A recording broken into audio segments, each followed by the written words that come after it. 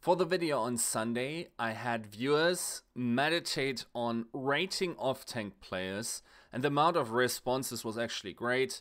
And reading through them, some of them surprised me, some of them were actually very reasonable, and overall, I thought it was a very fun experience to sort of go through the different steps, even though they aren't as granular as you probably want to consider them. But as a general outline, I think it worked quite well. Sadly, I bundled it with a couple of questions, not too bad. As a whole, the experiment I consider a success. So let's talk a little bit about the reasons or my going into thoughts which I had with that video. So I asked specifically about Offtanks because I find their performance to be very hard to judge. Stats for them have very little telling power, I feel, and even the Winston Slap stats are sort of problematic in judging them. It's also, we're currently in a fun situation with Offtanks where more and more the Zarya players in, but then again the off-tank doesn't play that much Zarya. That doesn't have to be the case in the future, however. So a lot of you simply saw off-tank role as synonymous with D.Va, and I can't blame you. The play rate is still north of 90% for these players, so that's definitely a valid assumption, but it's good to keep in mind that we're cutting away a couple of other performances from that off-tank player in the situations where he's not playing D.Va. It's also very hard to judge them because they get very little camera time, because for the most part, watching D.Vas with their constant looking back and forth, and their camera to be very close to the target and the micro missiles and everything like that is very unwatchable. But on the upside, judging D.Vas is actually very easy from a third-person perspective relatively to other roles. So here we gain a little bit of certainty back. A lot of stuff sadly happens off-screen in split seconds. A lot of the time even experienced casters, for instance, don't realize when something has been eaten. That's very impactful. So in the moment, just absorbing the games, I believe it's very hard to judge off-tank players by. D.Va players also have largely a mystique about them, and at some point I feel, especially on the analysis desk, I have seen a good chunk, probably 10 or 9 of the off-tank players in the league be called one of the best in the league, if not the best in the league. And the development over the season raises a couple of questions if that statement with a perfect power counter could potentially be true. So there seems to be some room for interpretation for off-tank performances. Now, I summarized or collected the amount of times people voted for their respective player, and the majority of people actually said that Fury is a top 3 tank in the Overwatch League. Of course, you can also hold the opinion about the other ones. So we had mostly Fury, then Mako, and then also Node, Poco, and Space. Personally, for this exercise, I will pick Mako. And yeah, let's go through this. Okay, so just so you have a general idea how I want to go about this video, I will start up with defining what we were talking about, then go into the into the points, then going about the general points that you guys have raised, and then we'll talk about my personal judgment of the things. So in this case, I will go through these motions with NYXL's off-tank, Mako, who I thought was instrumental to NYXL's success. So let's talk about certainties. That was one of the first questions I asked, about how certain people were. And here we diverge massively. So 3 people said 100% of the times. That was 100% was the most picked rate of all of them. One said 90%, 85, 70, 60%.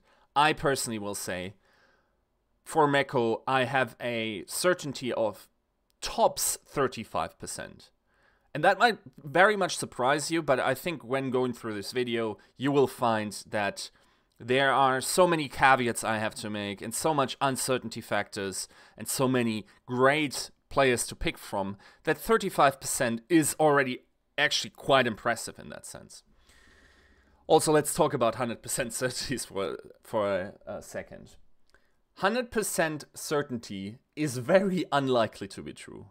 100% certainty, I have to tell you to be aware of tail risks. Tail risks are situations that only happen in the least of cases, so only on the fringes of the spectrums, but their impact could be exponentially worse than everything else, right?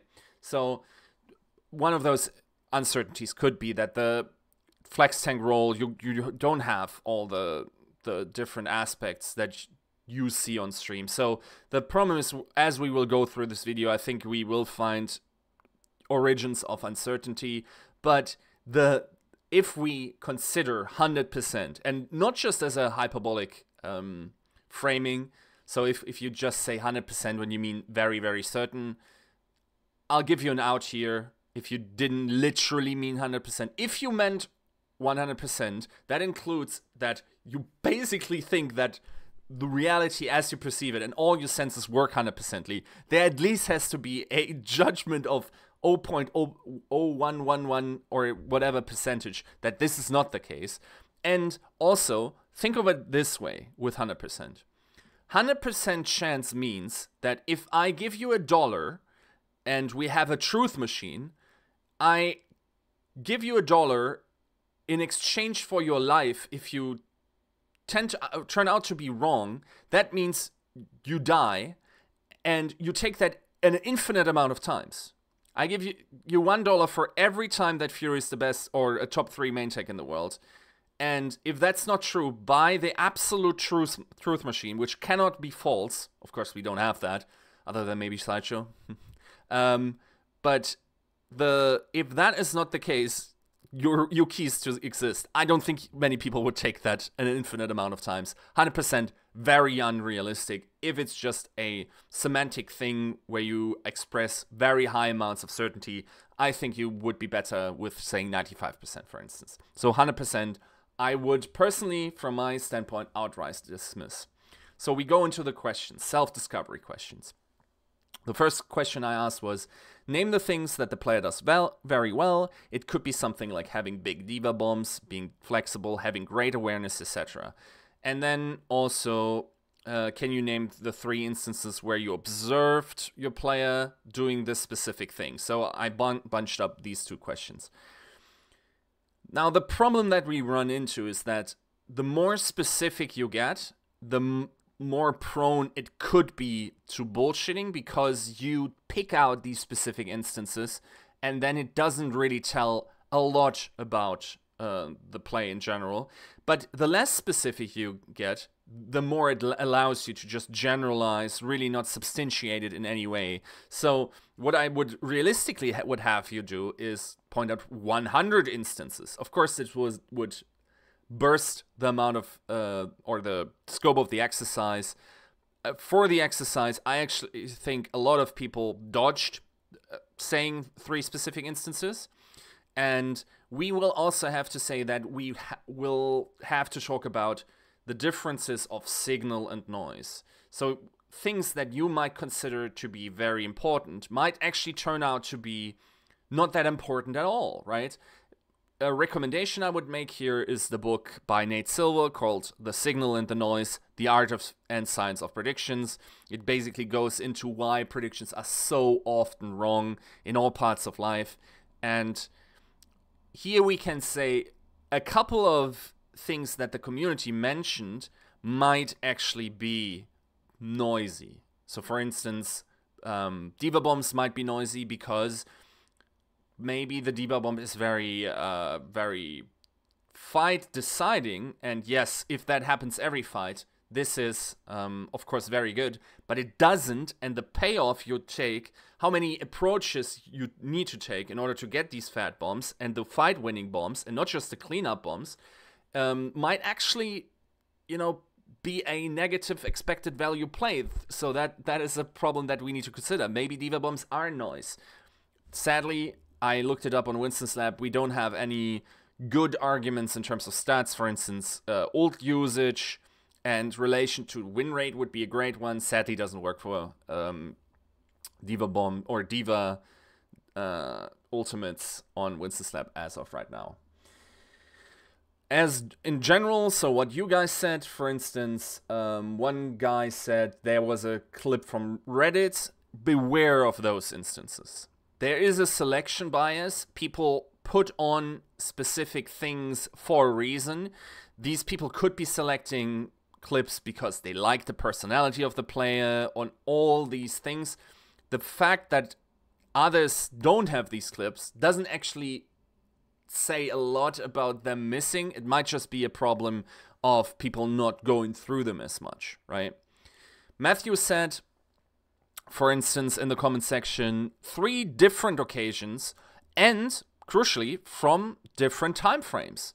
And I personally like these answers a lot. If you came back at me with 3 instances that were from Overwatch World Cup, then Stage 3, and then Stage 1, these are actually very good samples, I think, because they are far apart, and we will talk about this in the next question. Now, personally, I think, if I want to substantiate that, Mako is amazing at judging between frontline and backline attention, and that very well might be comms, though. So here, I already drop a couple of percentages.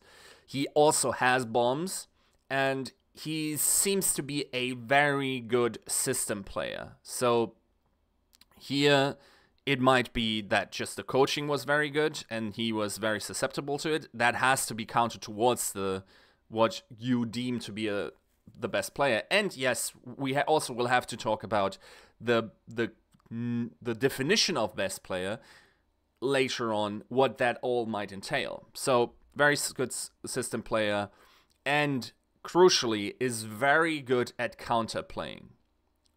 And I will substantiate that later on in the video. So then I asked further follow-up questions. Did you observe your player doing these things in a time frame you think is relevant?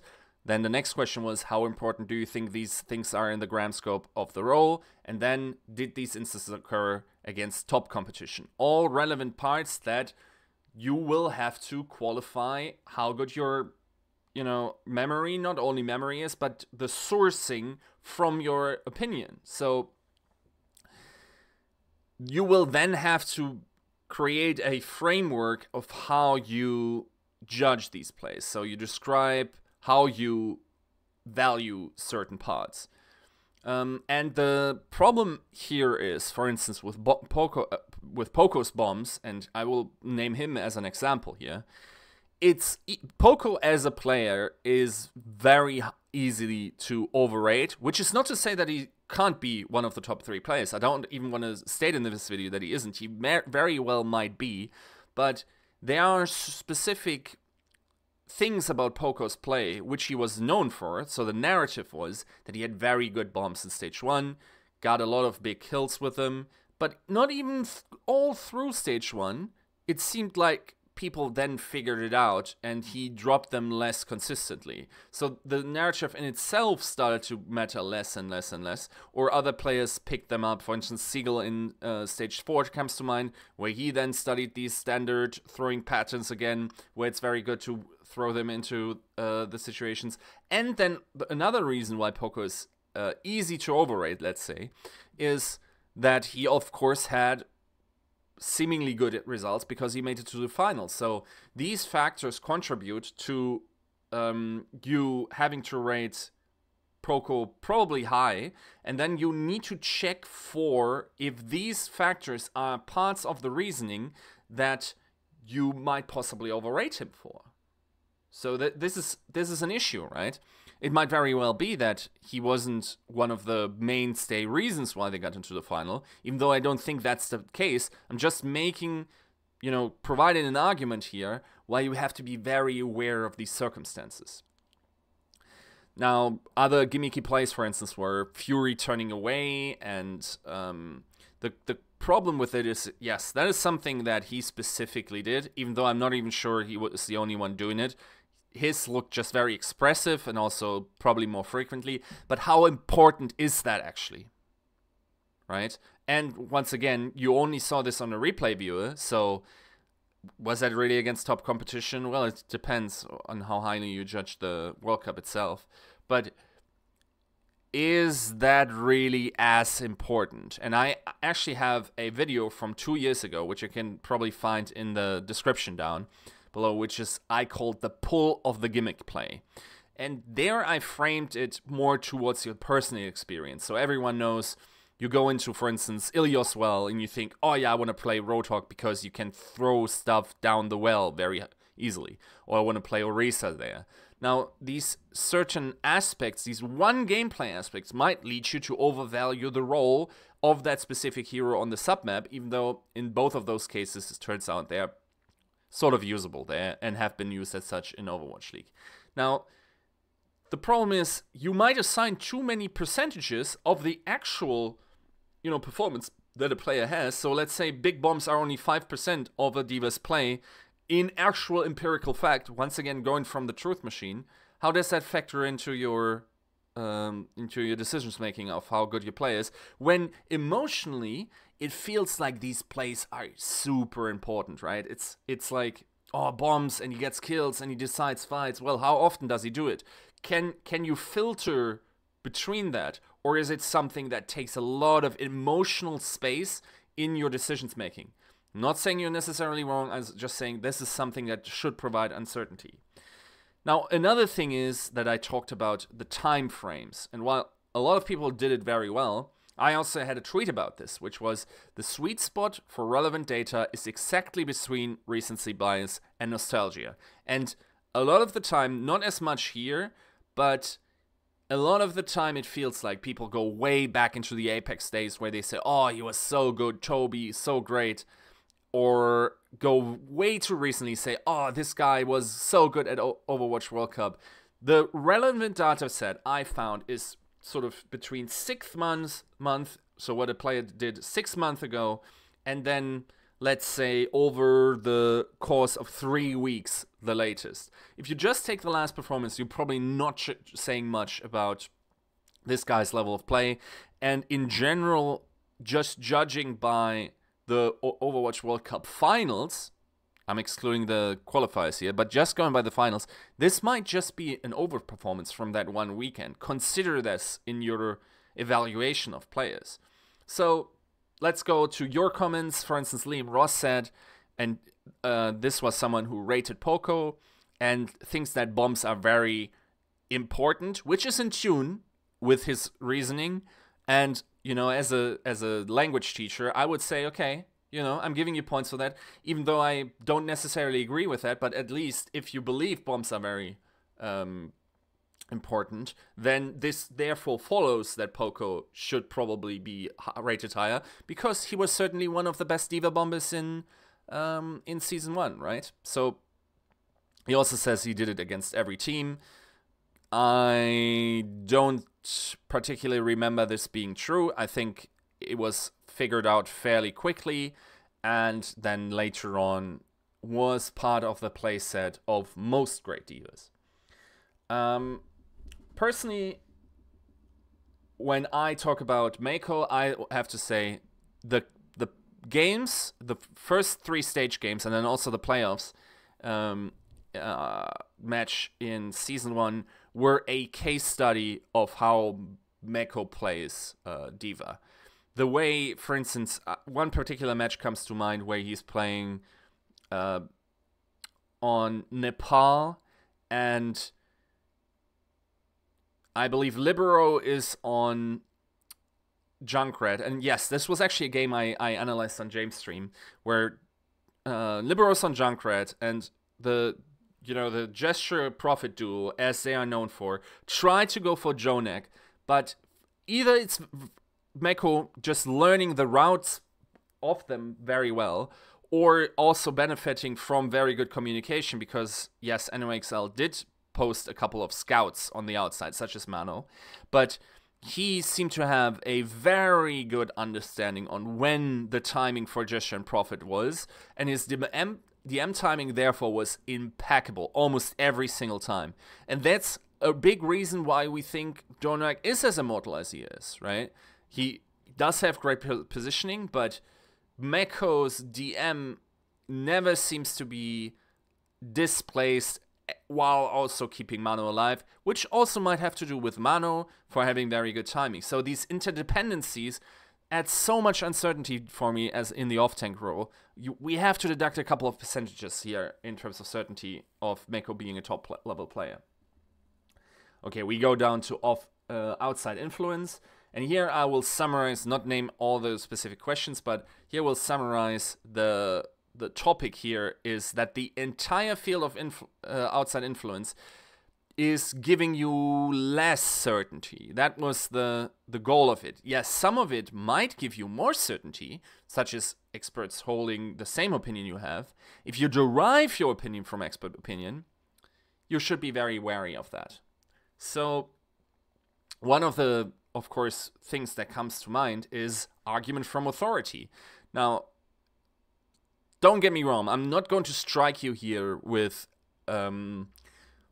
fallacies as much, because these points still work towards your certainty and should. These people have dedicated a large chunk of their life in the last couple of years in getting these opinions. So these aren't outright wrong, just how certain can you be of those being true? Especially also keep in mind, as I said, the desk itself has proclaimed seemingly 80% of the Diva players in Overwatch League to be one of the best, if not the best. So, and I don't want to be unfair to them that these statements were, of course, named in different times throughout the season, which might just make them actually true, because performances fluctuate. So, the problem is, yes, you can use them to strengthen your argument. What you probably shouldn't use as much is public opinion, because especially that in terms of Offtanks, I feel is very tainted by popularity. One of my favorite intellectuals in that regard is Nassim Taleb, and he has a great article on this called "Surgeons Shouldn't Look Like Surgeons," where basically the idea is of this bias is like, okay, so you go into a doctor's office and you have a life-threatening situation that requires surgery, and this hospital, let's say, has 3 different doctors, and one looks like a professor, grayish hair, the usual professor attire, talks to you, and yeah, just gives off the professor vibe. Then you have the doctor guy, very, in his white clothing, very hygienic looking, very, on fleek, everything like really figured out, just how you would imagine the usual doctor to be. And then in the other position, you have a guy that looks like a butcher, and he has like these thick underarms and just tattoos all over, and maybe he has like a big scar in his face, and you are now confronted with the task, okay, who can perform, let's say, this open heart surgery on me? Well, if these 3 people are being offered to you to do open heart surgery, imagine how much harder it would have to be for the butcher to get into that position, simply because the societal pressure against this guy getting this position can only be offset by real-world skill, and therefore it's more likely that this guy actually outperforms the other 2 guys, because he didn't get there by appearance, by public, public judging, but by pure skill, most likely, So in terms of how the probabilities work out, be very wary of public opinion, because this can taint your idea, and, matter of fact, it taints GM's ideas of how good players are. At least when the pickup happens. So, in general, for instance, Ace says, and I will read his comment in full, I would consider Pavani's choice of Fury over Mako to be a huge indicator of Fury's level, even though Pavani could have bias over Mako. The other experts were from owl desks and casters, but nothing comes to mind what they might have praised him about. Fair point, there is some uncertainty in there, and personally I like the fact there. Also keep in mind, okay, so analysts are hired to give you an idea and string you along a narrative. Talent analysts are there to sound like they have a high amount of certainty. They try to reel you in. They're not giving you adjectives that gives you your, real world probability. They try to be very certain so other people feel comfortable in what they're saying. People will not give you percentages that are lower than 50% because that is not sexy for a broadcast at all. Now, if you catch these people trying to predict, for instance, for money, let's say, of course they are not allowed to, but let's say Sideshow was, for instance, allowed to bet on the outcome of a match. His predictions also in the past seemed to be a lot more reserved, and he was actually quite good at being or expressing uncertainties, very often being very close. He was one of the better ones in predicting, percentages of win rate.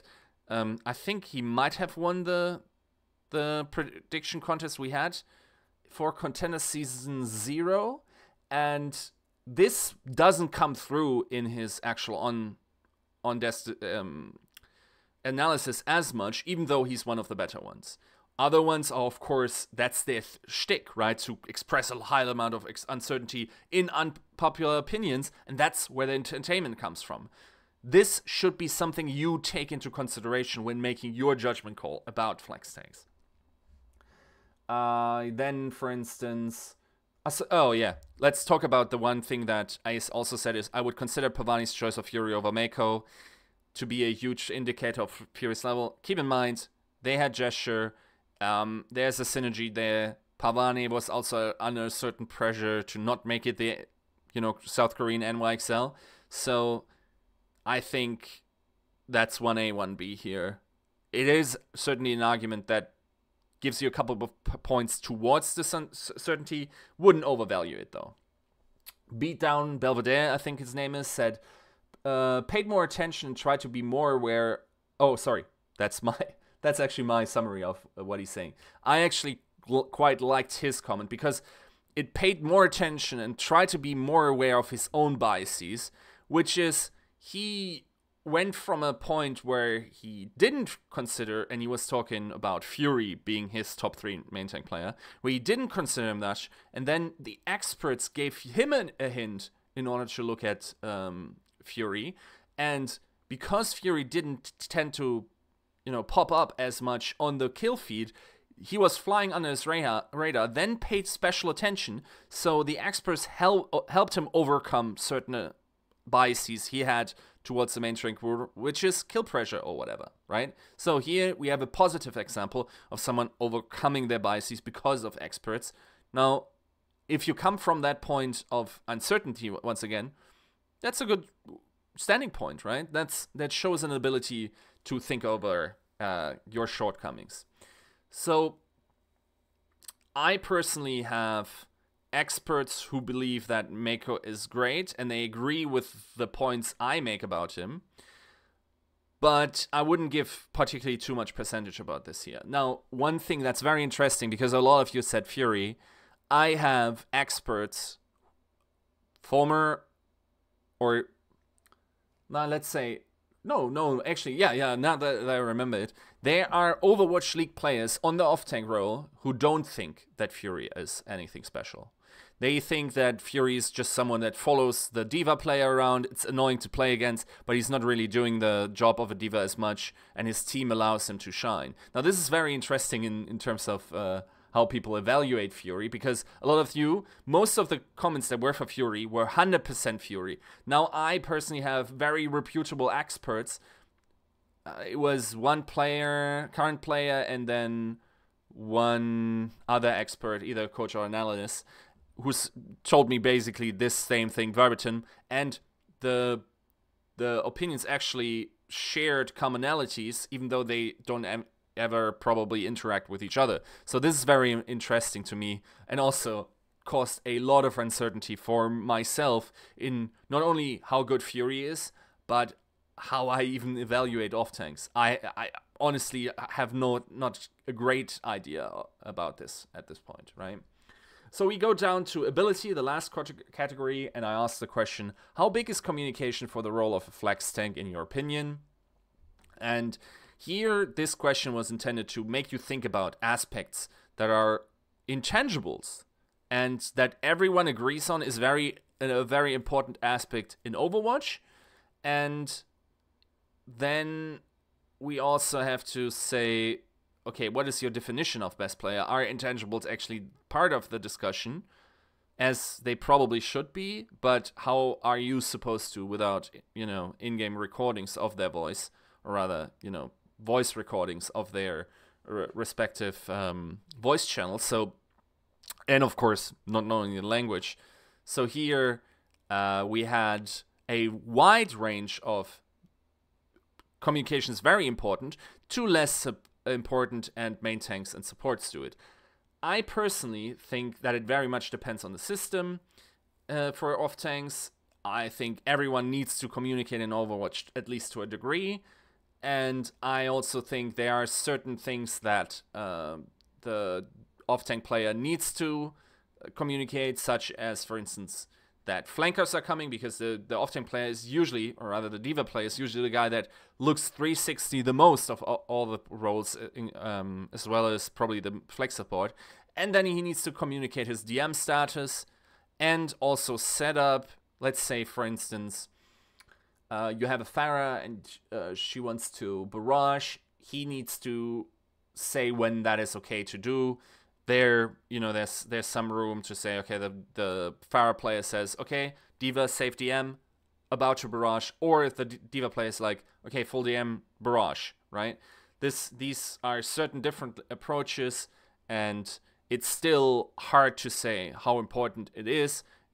Personally, I think it's probably one of the roles where you'll need to talk less, and your computational power should probably go towards game sense, because I believe off-tank is one of, or especially D.Va play, is one of the roles that needs the most awareness in the game. Now, slyly, I set up a trap for you here, because I gave you pause in considering intangibles and what it means to be a best player. Now, on the second question, so you follow along and you say, okay, so yes, I think communication is quite important. And then comes the second question. Do you think you've been supplied with the necessary information in order to judge his level of communication? And across the board, I don't think anyone can. Not only are the most of the players on the top 3 list, or let's say half by public vote, Korean, and it's unlikely that you guys speak Korean, but we also basically never get, voice recordings. Then people can say, okay, well, I listen to their streams. Well, that's not really much telling power, right? How good their comms are in the actual game. Social structures play a lot of into that. So just someone calling a lot on stream doesn't necessarily mean he does that in teams. And also, even what other players say, you probably shouldn't take at face value, because I can tell you, not only is there a cultural pressure to be nice towards certain people, and also the league expects it, so you don't thrash others, so the natural inclination is more towards positive play talk, but yeah, there is an issue in just getting the data from that, right? So everyone seems to admit that, and if you answered that communication is very important, but you don't have the communication data, well, now you need to sort of exclude that from your analysis in order to come to that 100% or even the very high percentage parts of 90 and 85, in my opinion. So one of you guys said, Cheeky Bear in this case, no, and I respect that if I did have access to the comms of every off-tank player, my opinion of where they would rank would potentially change, but as of right now, I can't really take it into account. Super fair comment, definitely agree. I personally also think that I don't have the tools at all. I don't speak the language of Mako, haven't heard any rumors about this, which I would trust anyway. So yeah, there the certainty drops once again. So, do you think you've been supplied with the necessary tools to assess your player's overall level? So, for one, we will say we have limited stats. The stats we have are very hard to judge D.Vas by. I wonder if there are stats to judge D.Vas by. and the viewpoints we got from everything despite the replay viewer, which has a lot of recency bias in it, is probably insufficient for me.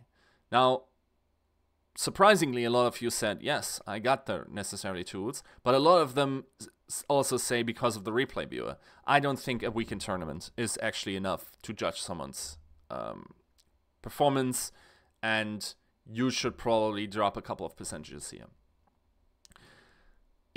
I also think that it is very hard to come through bots and keep track of Offtanks, and just like the necessary amount of tools is one thing, the necessary amount of time is insane to actually give an accurate judgment, right?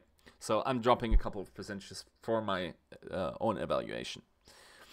Do you think you've put in the necessary work to have an opinion about him, or rather them? Here I got my pronouns a little bungled up, and then other flex tanks. So much of Offtank evaluation to me almost seems feeling based. There is a general propensity towards saying, okay, this guy is very good, and which usually people can agree with. So I also think my feeling is that the Offtank role was one of the most talented in Overwatch League in regards to who was in and who was outside of Overwatch League. There were only ever, I think, 2 or 3 other flex tanks that I would consider to be, you know, Overwatch League level that should have gotten in over others. So I think the Offtank role as a general point was quite stacked relatively to other roles. Now, Offtank role is also a role that is very dysmorphed in what is exciting and what is actually, you know, good play. Good play is having clutch DM in situations where you, for instance, have to deny poke, have to deny certain engagements onto your Zenyatta or whatever. It is not necessarily always catching the graph. This has a low amount of frequency happening. It's also not about the D.Va bombs. Even the best D.Va bombers here have less than 10% of the time they use an ult in fights in Overwatch League. They actually got a kill. Now with GOATs, it's going up simply because of graph combos and how people play around Rhine Shields there. But yeah, it is still problematic. Now, here comes one of the bigger caveats that we have to say, which with question 5. So the question 5 was, you chose the top 3 player in the flex tank role. Is he better than Mako, Fury, Poco, or Space? Now, here I personally appear to have bungled up the questioning, because it was intended as such that even if you picked one of the 4 people I just mentioned, you would still have to reason at least to be better than one of these players in order to be in the top 3. I sadly didn't make that case very well. It would have been very interesting to see how the audience would have gone over this. Personally, I will also say that Mako's results show that he is at least, you know, to be considered in the top 3, and his results are probably only overcome or bested by Fury because he won the Overwatch League and also won of the season playoffs. I'm not sure that the others match the hard facts, which is win rate. And what I will say, though, is that the idea of this exercise was actually coming from one of the esports fallacies I did, which I called Schrödinger's top 5, or if I want to pronounce it German, Schrödinger's top 5, when a seemingly infinite amount of players are in a superposition of both in and outside of an individual's top 5 until the commentator is asked to reel his list so it can be observed. I think what should have happened is that I should have let the audience pick their top 3, and then it gets very hard actually to reason why someone should be in and out. So why is that hard for me? I personally think, other than Mako, Fury, Poco, and Space, definitely candidates for top 3 D.Va in the world are Zunba, Choyobin, Even Void might have something to say with that.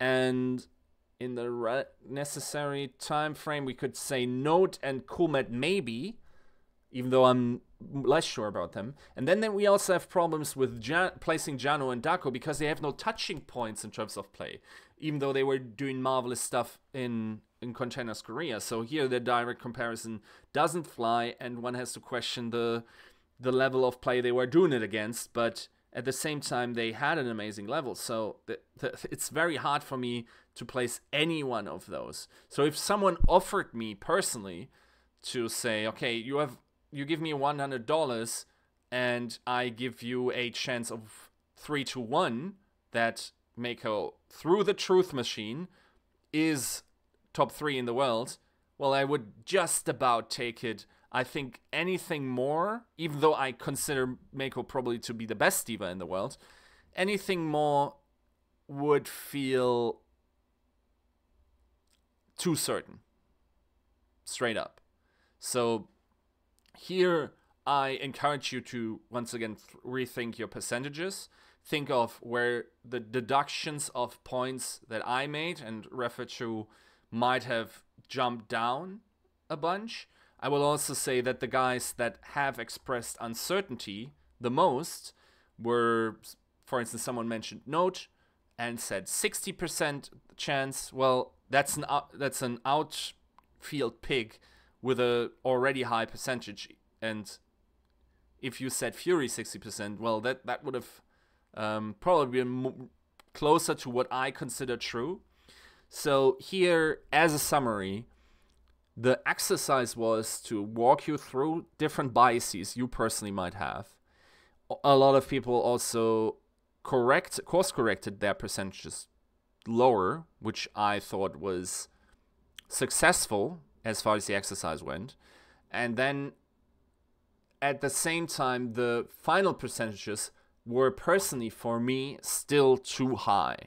Because there are so many deserving candidates, because Overwatch League is stacked in terms of off-tank potential, and because the tools we have in order to assess them, the things they are required by their team to do is different, and the off-tank role is so dependent on your backline and how you receive resources from them, that it is, for my money, the hardest role in the game to judge by and to rank players accurately. And with that, I hope we all learned something from that. And thank you for listening. See you next time.